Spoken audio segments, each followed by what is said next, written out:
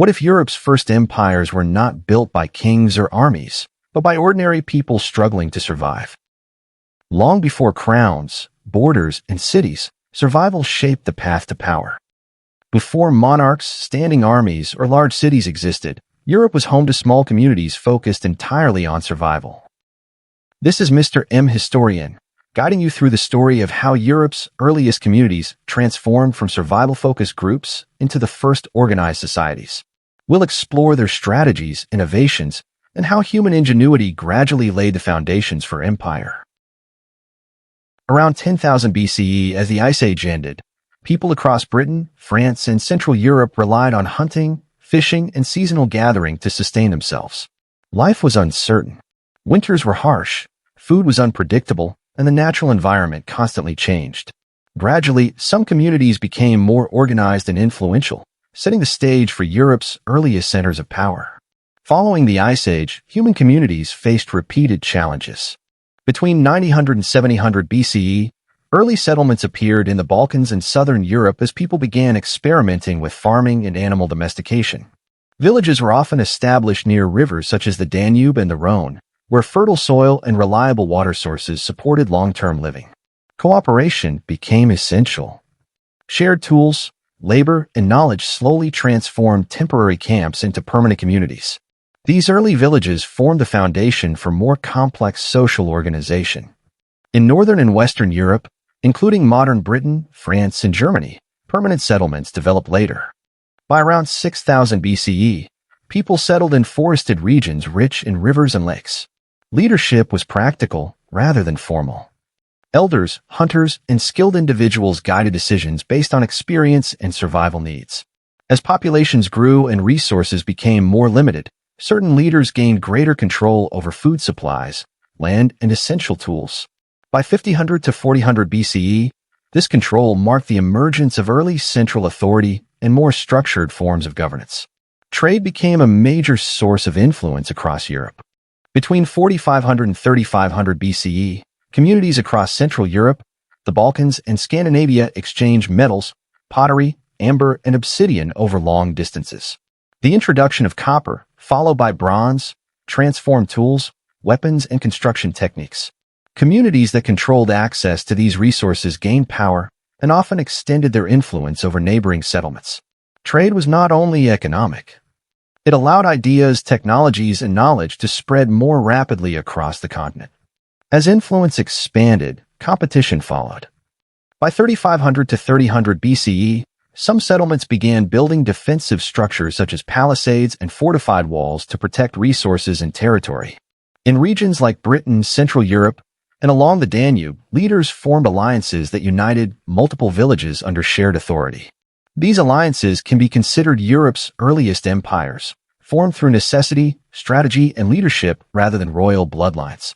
However, these early empires were fragile and often challenged by rival groups, environmental pressure, and food shortages. Alongside leadership and conflict, shared belief systems played an important role in maintaining unity. Between 400 and 2500 BCE, burial mounds, stone circles, and sacred sites appeared across Europe, from Stonehenge and the Orkney Islands to large earthworks in Central Europe. These sites strengthened community identity, reinforced loyalty, and supported authority beyond individual villages.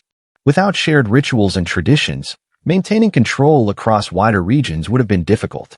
By around 3000 BCE, Europe's first empires had taken shape across the Danube region, Central Europe, and parts of Britain. Small farming villages had evolved into hierarchical societies with organized trade networks, fortified settlements, and shared cultural practices. Leadership shifted from practical elders to influential rulers who coordinated resources, labor, and defense. Power developed gradually, shaped by survival needs, cooperation, and the desire to expand influence. It is important to recognize that these changes did not occur evenly across Europe. In the Danube Valley, large and well-organized communities emerged with strong trade networks and defensive structures. In contrast, parts of northern Europe remained more dispersed, with smaller and largely independent villages.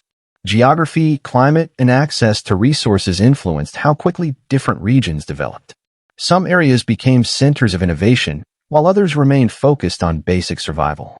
The spread of metallurgy, particularly bronze, marked a major turning point. Control over metal production gave certain leaders increased influence, as weapons, farming tools, and ornamental objects became symbols of power. Communities skilled in bronze working could defend themselves more effectively, cultivate more land, and trade with distant regions.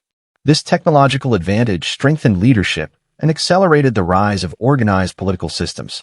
By the late 3rd millennium BCE, long-distance trade networks expanded across vast areas. Amber from the Baltic, copper from Central Europe, and obsidian from Anatolia moved between settlements. Along with materials, ideas, and techniques circulated more widely, encouraging cultural exchange and economic growth. Social hierarchies became more defined, with leaders, warriors, and skilled artisans occupying distinct roles within society. Despite growing cooperation, conflict remained a constant reality. Disputes over fertile land, freshwater sources, and trade routes sometimes led to violence. Leaders relied on a balance of diplomacy and force, and some settlements developed permanent defensive systems. This mixture of cooperation, trade, and conflict shaped the character of Europe's earliest empires. From the end of the Ice Age to the emergence of hereditary leadership, Europe underwent profound transformation over thousands of years. Communities learned to adapt to environmental change, cooperate across regions, and organize resources more effectively. These early empires were not only about conquest. They were about turning survival into long-term strategy, innovation, and social cohesion. These early political systems laid the foundation for Europe's later Bronze Age kingdoms and complex societies. They demonstrate that power and authority developed slowly, over generations, from simple villages into organized and hierarchical communities. Thanks for watching. If you enjoyed this journey into Europe's earliest communities, make sure to subscribe and hit the notification bell for more history stories.